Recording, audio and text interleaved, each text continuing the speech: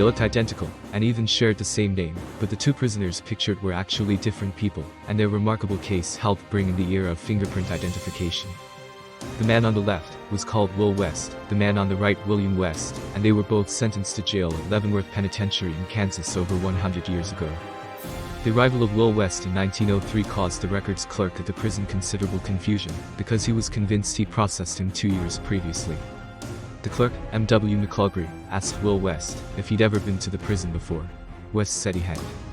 McClugry then set about taking his Bertillon measurements, named after the French policeman Alphonse Bertillon, which was the usual method of identifying people, and involved recording the dimensions of key physical features. McClugry, still convinced the man, before he had already been to the prison, looked up his name in his filing system and found one William West, who looked identical to Will West in the photographs in every respect. They even shared the same Bertillon measurements. But Will West insisted to McClugry that it was not him. "That's my picture, but I don't know where you got it, for I know I have never been here before." To McClugry's shock, he was absolutely right too. William West was a different person altogether and in fact, had been admitted to the prison 2 years previously for murder. The case highlighted the flaws in the Bertillon method, and it wasn't long before the US authorities turned to fingerprints.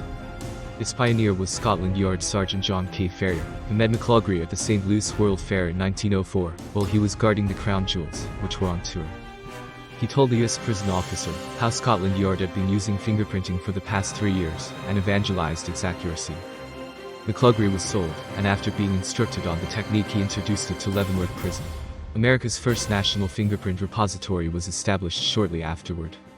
The use of fingerprints had actually begun in 1858 with Sir William James Herschel, Chief Magistrate of the Hooghly District in Junjapur, India, who asked locals to stamp their business contracts with their palms. However, he did this on a hunch that it would be a good way of identifying someone, not because he knew the science behind it.